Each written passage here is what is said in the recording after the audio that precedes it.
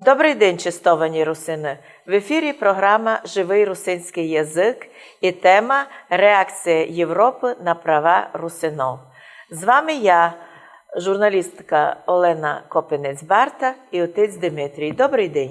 Добрий день, дай Боже, всім нашим братям і сестрам русинам.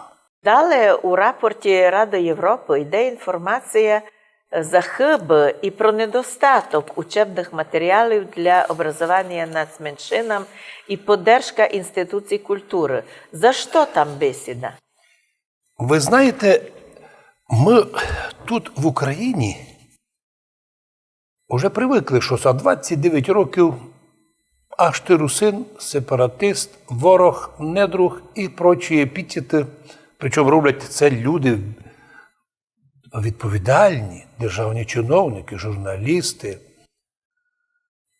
А там є питання про те, чому влада Польщі до сих пір не розробила підручники для навчання національних меншин на їхній мові. Та для України це просто ужас якийсь. Як? Держава має сама йти до національних меншин та розкривати їм їхні плани і їхні права, да ще розробляти їм без їх особливого звернення, відкривати їм школи і готувати підручники. Іменно так. Європа вимагає від Польщі, хочеш бути Польща європейська, ізволь права національних меншин до останнього пункту виконувати. Так сказано у тих правилах.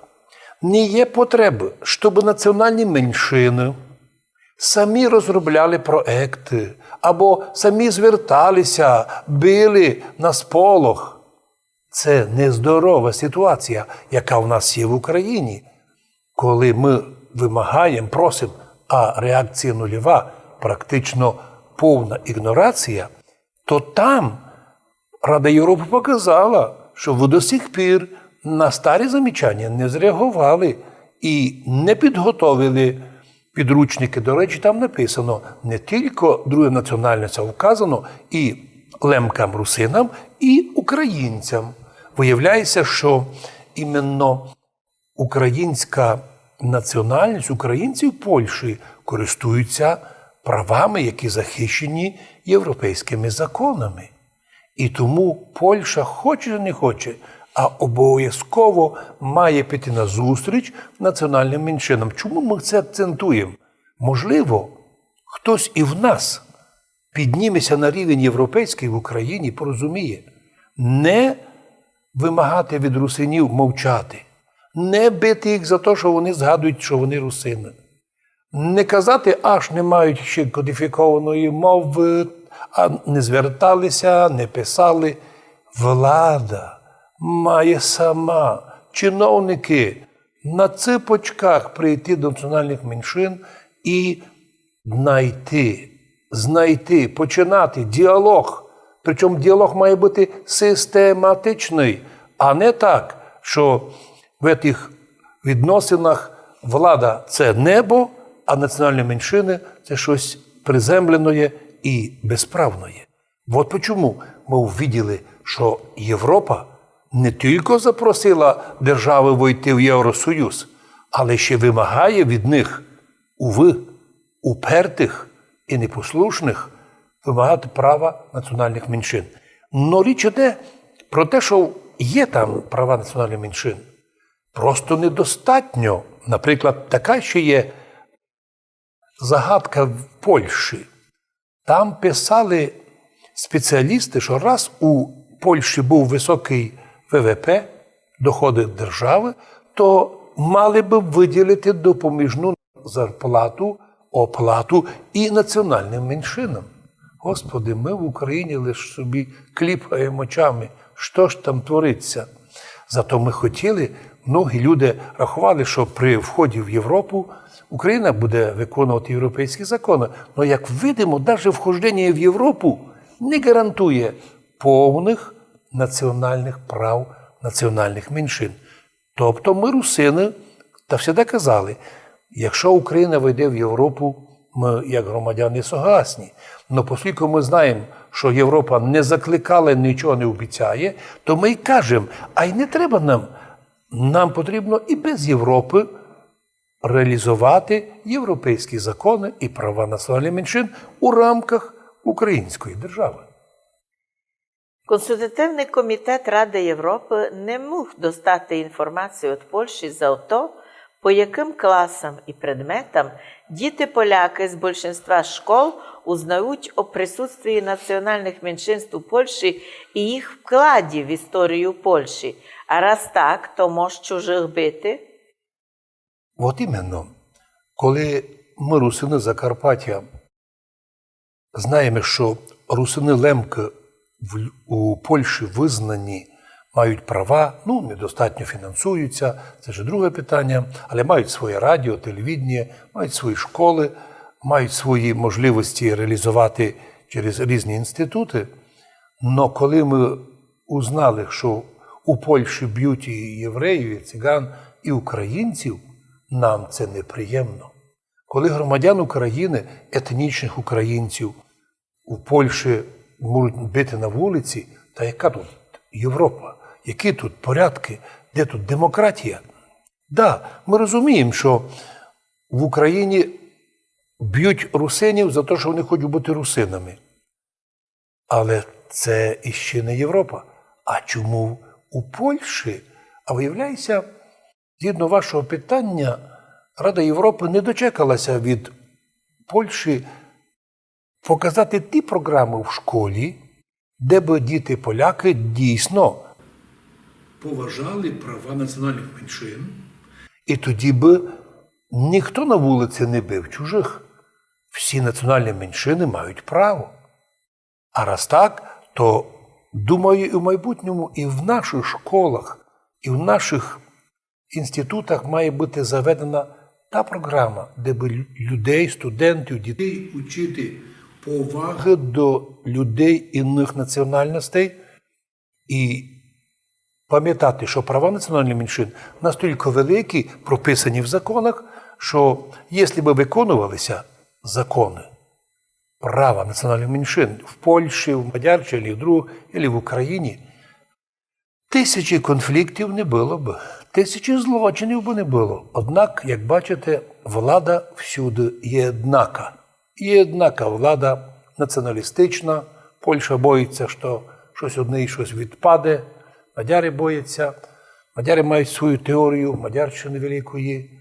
Польща недавно планує, що хотіла би за рахунок України, до речі, зробити від моря до моря, від моря до моря. Литва підняла голову, вона хоче Великое Литовське княжество підняти знову за рахунок України. І з нашого боку ніхто проти того не протестує. Ми не згідні, щоб за рахунок України робити такі союзи. Ми ж тільки громадяни України, русини, ми переживаємо за свою державу, хочемо, щоб вона була демократична, і наші права, щоб враховувалися. І нас, батьки русинів, уже вдома учать уважати людей других вір, другої національності. А раз так, то у середі русинів, в тому числі лемкових русинів, ісключені такі случаї конфлікту між національними меншинами. Ну, в других містах, у Польщі, де великий високий націоналізм, дійсно зустрічаємо такі, що б'ють етнічних українців, що нам, русинам, дуже неприємно. І ми собі думаємо, як своїх дітей і в будущому в школу програму включати, щоб такі випадки ігнорувати, не допустити.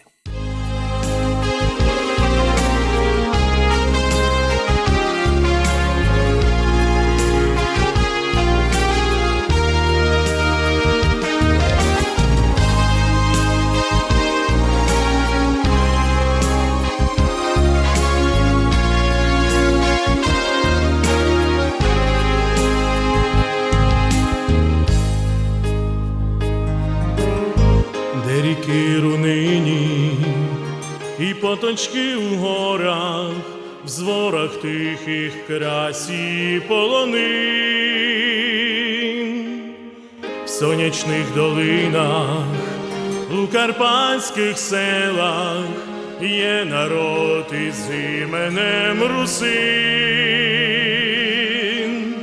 На карпатських склонах, де живуть русини, є материнський наш край. Нова Україно, древніх Карпат сина, як друга і брата приймай. Колись слав'янської родина русинська, з древності красноплекає край. На Русі Карпатської люди з добрим серцем, Боже нам, русинам, помагай. На карпатських склонах, де живуть русини, є материнський наш край. Нова Україно, древніх Карпат сина, як друга і брата приймай. Карпатські русини, господарі краю, от дідов і прадідов своїх. От лаборця часу у дому русинським віра, честь, любов була до всіх. На карпатських склонах, де живуть русини, є материнський наш край. Нова Україно, древніх Карпат сина, як друга і брата приймай. На карпатських склонах, де живуть русини, є материнський наш край.